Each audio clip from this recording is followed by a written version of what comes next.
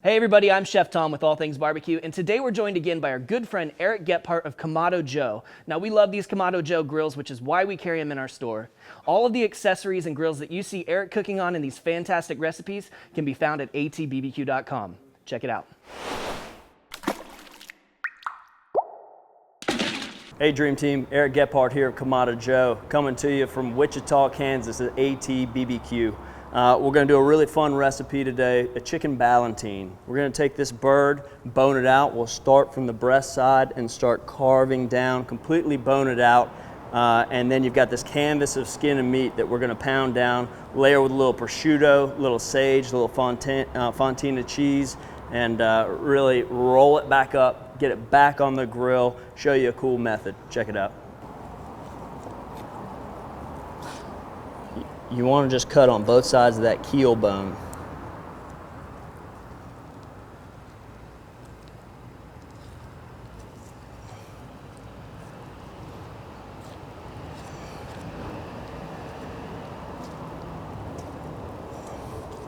So I'm just tracing that rib cage, and we're just coming straight down. The idea is to separate the meat from the bone, but what you can't do is cut through that skin.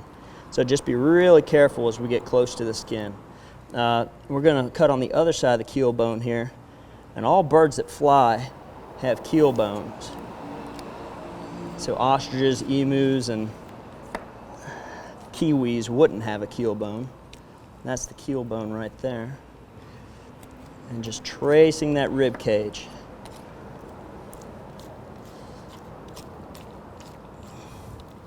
So you can see we've got the breast meat, your tender there. We're coming into the wing joints. Cut right through that joint. I'm going to flip this around a little bit. Beautiful. Right through that joint. And I'll go ahead and cut this part.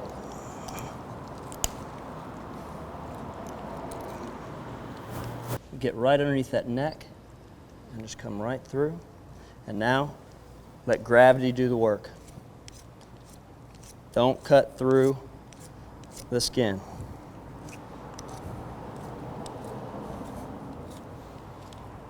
Take your time with it. Now that I'm down to the hip bones, I can see I'm cutting into that oyster. Kind of open that up a little bit, being very careful. Now I'll get in the other hip, pop it out of socket. Again, let gravity help you. So we've got the dark meat down here, the thigh and the leg, and then we've got our breast meat and our tenders here. I'm going to go ahead and take off the wing, and I just separate that and cut right through that joint. Same thing on this side. A little separation. Working around the knuckle. Little scrape. And just pull it right through. Okay.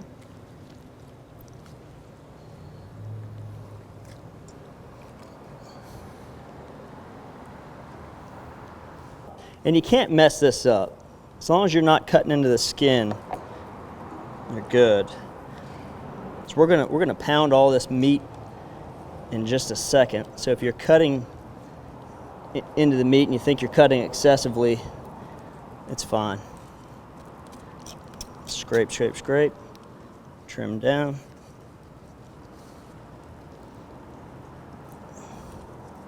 And now that we're past that knuckle, we're scrape, scrape, scrape. Cut the tendons. And just pull it right through. Okay. One thigh and leg bone to go. We use these for stock. Now we're left with this beautiful canvas. And in order not to have thick parts, we're going to pound this down a little bit. Where the backbone isn't the actual meat. So as I cover this and I pound the meat, I'm going to want to pound it towards the center so that it flattens out and it spreads and it gets meat in this general area. Now, a lot of folks will have a meat mallet, and I think that's really cool. Sometimes I like to take out a little aggression myself.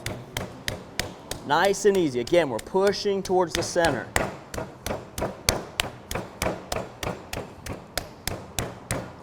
Really breaking it down, making sure that we have even surface area. Remember, we're going to roll this whole thing up. This is also a way of mechanically tenderizing it. Again, chicken ballotine. So let's just take a second and see what we've got. Beautiful surface area here. And we're going to put, again, our meats and some vegetables and some seasonings and herbs, roll it up, cinch it with a little bit of aluminum foil, and roast this on the Kamado Joe. Let's go ahead and get started with the next part of the process.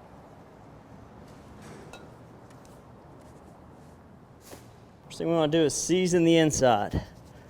A little salt, a little pepper.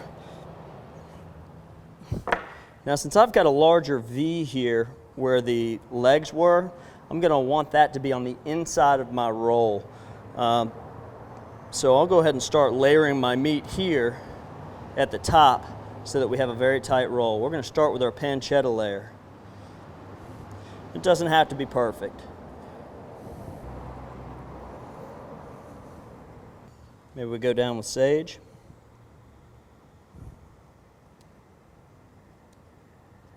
A little red bell pepper. A little poblano. And then a little fontina cheese.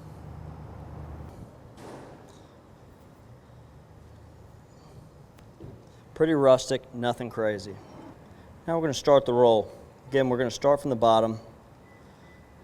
And just almost like we're rolling sushi, we're going to grab all those great things and we're going to pull it tight.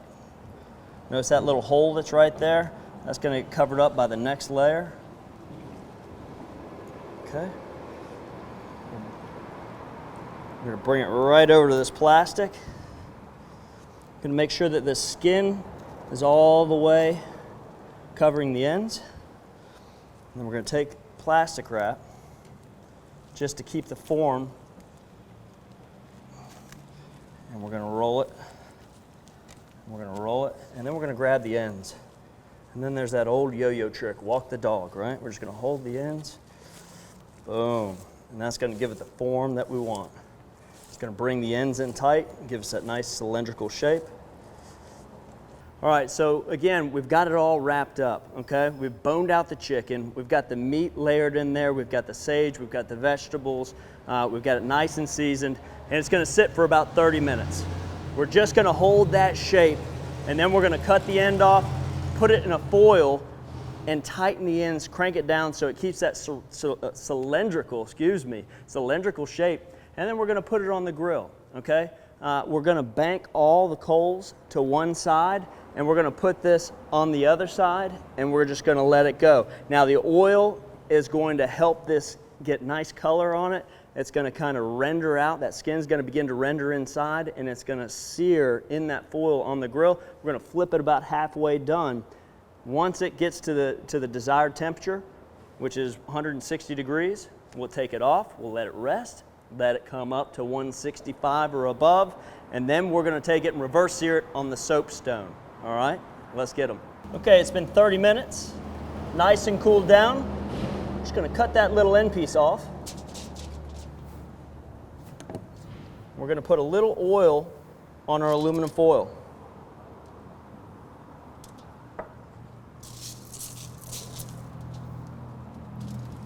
Bring our Ballotine over and just slide it right out. Same thing with the wrap.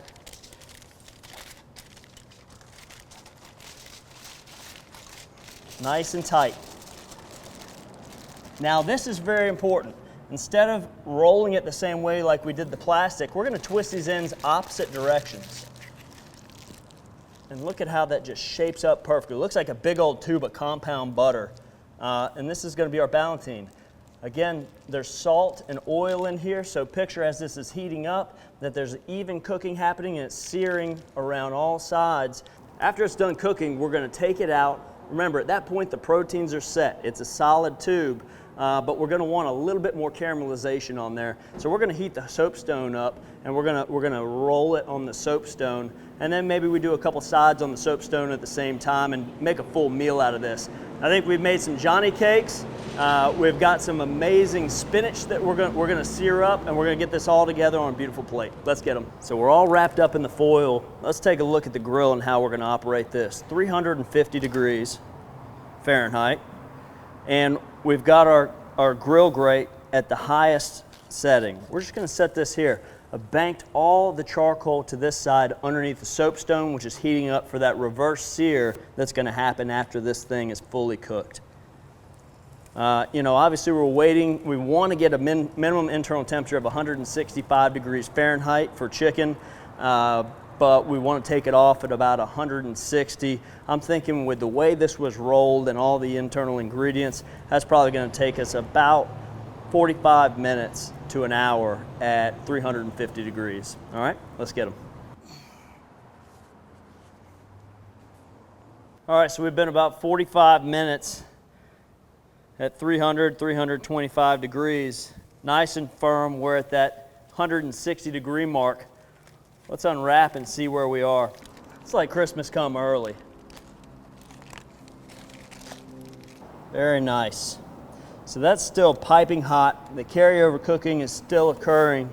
We're just gonna let this hang out and rest for a little bit, just like any piece of meat. Once it's cooked, you wanna let it rest.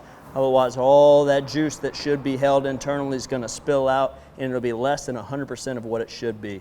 While we're letting this rest, we're going to start making these little, almost cornmeal pancakes. And you can imagine the Ballotine sliced into these beautiful roulade pinwheels, and then you've got your little Johnny cakes, and then we're also going to do some sautéed spinach off the soapstone. Here we go.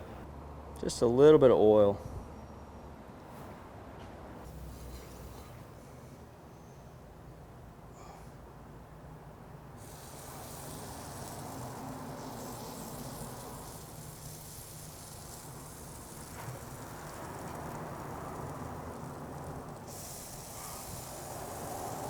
Just like making pancakes.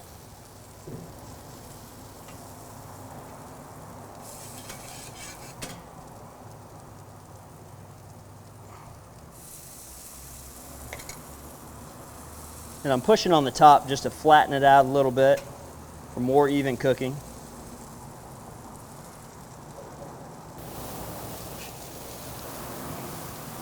Beautiful.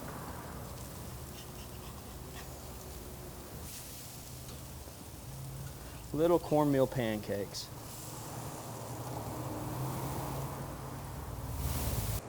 And just like a pancake, you're looking for those little bubbles, but closer towards the center, and that'll tell you, boom, it's time to flip. And you can move them around. I want a little more space. I want to speed it up. I can draw it. If you do that, though, to give this really cool elliptical look, I'll show you. It'll look like there's two of them. Just a little bit more time on that.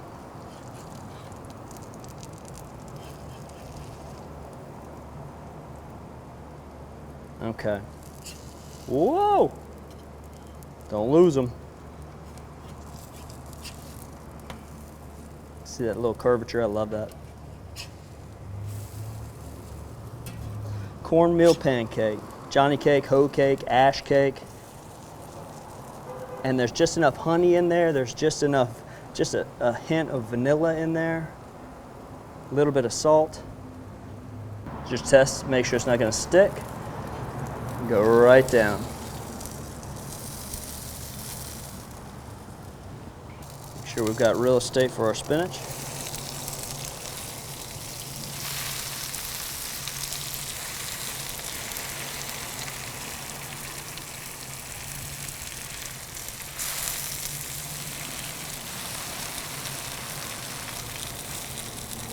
Notice I've got a glove on. You don't want to touch that soapstone. That thing's pretty hot.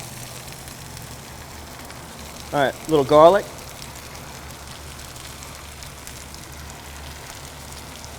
Little meaning a lot. A little bit of salt, not too much.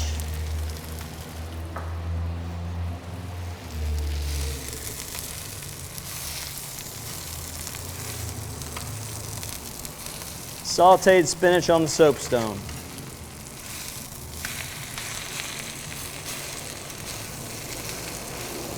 And you don't want to cook spinach out too far, especially when you're thinking about plate presentation. It'll start leaching out its liquid, and that's right where we want it.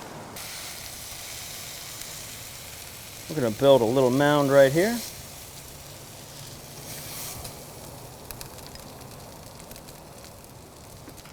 We're going to put a little oil down.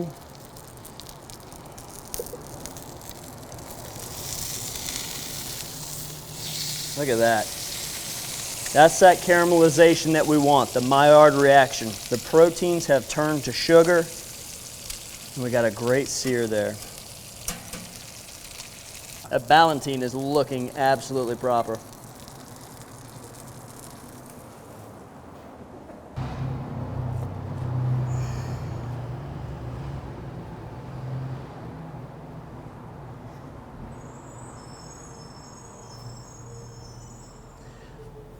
Look at that beautiful center. You can see the dark meat and the light meat in the Ballotine. You can see the bell pepper, the prosciutto. What we don't want to do is slice this too thin. It'll all fall apart. So I'm going to go ahead and start slicing and start our presentation. Beautiful.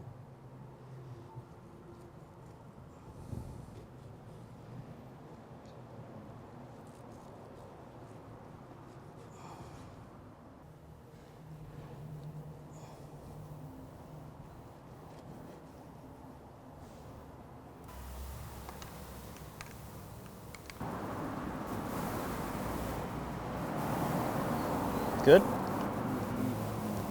Little pine nuts and a little pomegranate. Nothing crazy.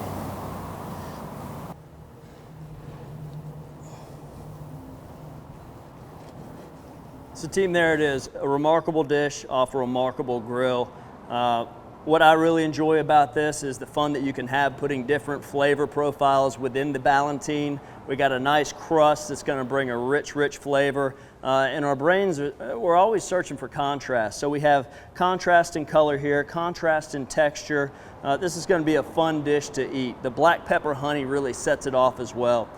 So thanks so much for watching, and look forward to doing some future videos. Cheers. Hey, thanks so much for watching. If you enjoyed the video, click that subscribe button. And if you have any questions or comments, or there's anything you'd like to see us cook, let us know in the comment section down below. For more recipes, tips, and techniques, head over to thesauce.atbbq.com. All things barbecue, where barbecue legends are made.